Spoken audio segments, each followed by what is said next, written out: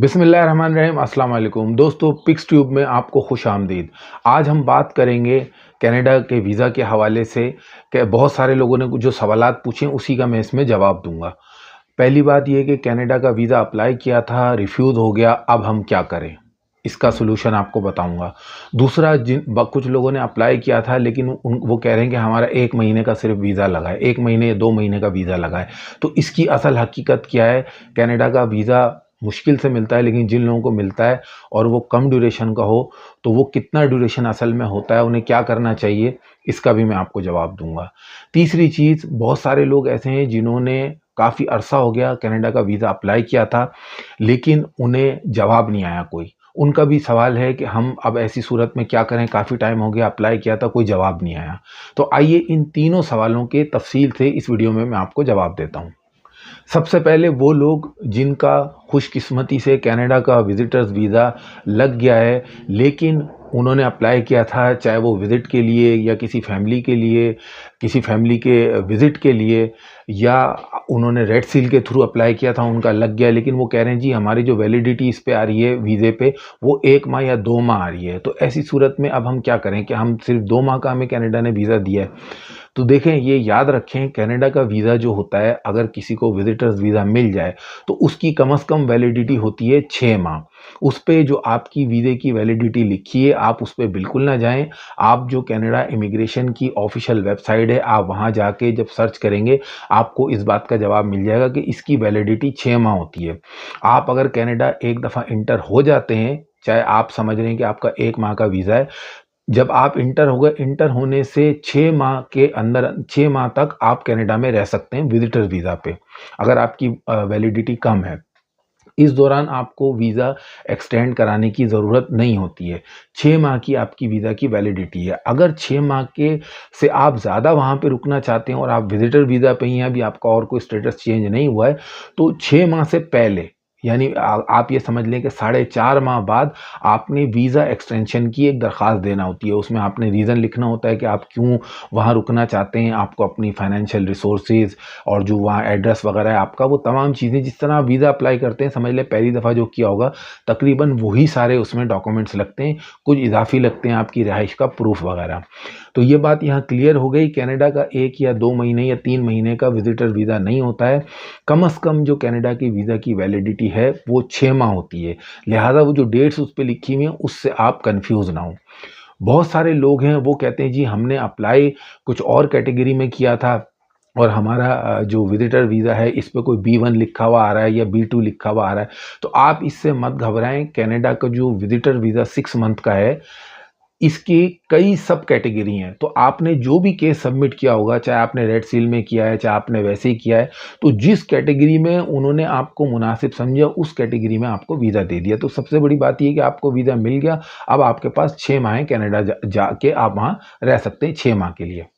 अच्छा, दूसरा जो बहुत कॉमन लोग पूछते हैं सवाल कि कनाडा का वीज़ा अप्लाई किया था, रिफ्यूज़ हो गया, अब हम क्या करें? देखें, अप्लाई करने में ना तो अगर आपका केस सारा ठीक है, कोई उसमें डॉक्यूमेंट्स मिसिंग नहीं था, हर चीज़ आपने सही लगाई है, आपने अप्लाई सही किया है, तो ये याद रखें कनाडा का वीज़ा का रेशू बहुत कम है, दुनिया में हर जगह ही बहुत कम है।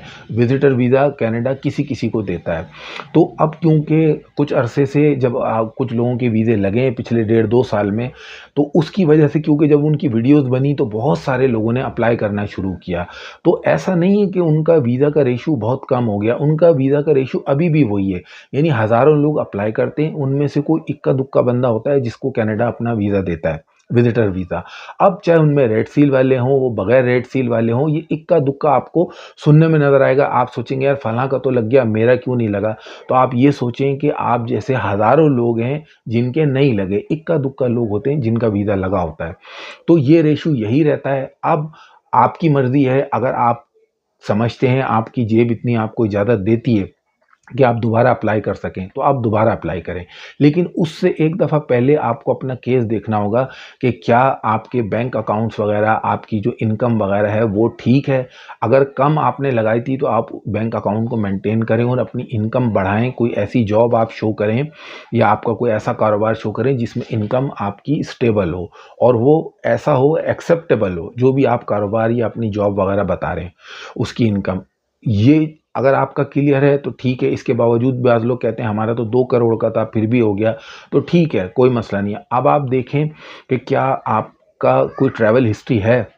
आपने चाहे अकेले अप्लाई किया या फैमिली के साथ किया, क्या आपकी कोई ट्रैवल हिस्ट्री है?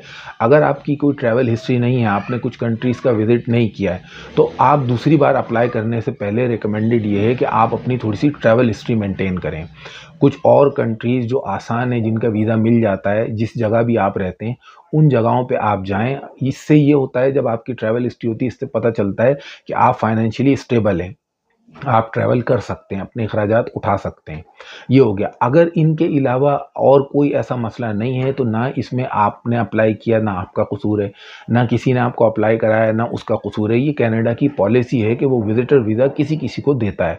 तो अगर मैं इसको एक जुमले में अगर मैं इसको बयान करूँ, तो आप ये समझ लें कि कनाडा का वीज़ा उन लोगों को मिलता है जो बहुत ज़्यादा लकी होते हैं। तो उसके लिए चाहे आप एक बार ट्राई करें, 1000 बार ट्राई करें, उसमें पाबंदी कोई नहीं है। जब आप उन लोगों में होंगे जो जिन लोगों को मिल जाता है, यानी लकी वन, तो आपको फिर कनाडा का विज़िटर वीज़ा मिल जाएगा। अदरवाइज़ आपको इसी तरीके से ट्राई करते रहना पड़ेगा, क्योंकि ये एक तरह का जैकपॉट है। अब तीसरी बात, जिन लोगों ने कहा है कि हमने अप्लाई किया था लेकिन जवाब नहीं आया, काफ़ी अरसा हो गया, वो लोग क्या करें? तो देखें, बहुत सारे लोग ऐसे होते हैं, वो अप्लाई करते हैं, उसके 1-2 महीने, 3 महीने के बाद ही वो कहते हैं यार अभी तक जवाब नहीं आया, अभी तक जवाब नहीं आया। कनाडा के लिए दुनिया भर से लोग अप्लाई करते हैं। हर कंट्री से उसका एक स्टैंडर्ड टाइम है। वो आप जब देखेंगे, जहाँ से भी आपने पाकिस्तान से, यूएई से, इंडिया से, किसी और कंट्री से आपने अप्लाई किया, कहीं यूरोप से अप्लाई किया, तो आप देखें कि वहाँ से उनका टाइम क्या आ रहा है। उन्होंने दिया हुआ होता है कि प्रोसेसिंग का टाइम क्या है, कनाडा वीज़ा का प्रोसेसिंग टाइम क्या है। तो आप वो देखें, अगर वो टाइम गुजर गया है, मिसाल के तौर पे आपने देखा जी 3 महीने का टाइम था, लेकिन मुझे तो 6 महीने हो गए, या मुझे अप्लाई किए हुए 9 महीने हो गए, या 1 साल हो गया, तो अब मैं क्या करूं? तो उसका तरीका ये है कि अगर वो टाइम लिमिट गुजर गई है, तो इसके लिए कनाडा इमिग्रेशन ने एक वेब फॉर्म दिया हुआ है। वो वेब फॉर्म आप फिल करें, फिल करने के बाद आप भेज दें। आपको 1 हफ्ते से 10 दिन के अंदर अंदर उस पर रिप्लाई आ जाएगा, और फिर आप देखेंगे जो आपका केस पेंडिंग था, उस पर जो भी उनका डिसीजन होगा, अगले 15 दिन या 1 महीने के अंदर अंदर वो आपका डिसीजन आ जाएगा। बहुत सारी वजूहात होती हैं, बैकलॉग ज़्यादा होता है, या वहाँ अमला कम होता है, या छुट्टियाँ होती हैं, उसकी वजह से बहुत सारी वीज़ा की एप्लीकेशन ऐसी होती हैं जो पेंडिंग होती हैं। अब इसके लिए आप कंप्लेन कैसे लॉन्च करें, कनाडा का वीज़ा आप कैसे अप्लाई करें, क्योंकि काफ़ी ज़्यादा चीज़ें अब चेंज हो गई हैं, नए तरीके से करें या जीसीकी के पुराने तरीके से कनाडा का वीज़ा अप्लाई करें। इसके लिए अब नेक्स्ट वीडियो इंशाल्लाह ताला मैं एक डिटेल वीडियो बनाऊंगा।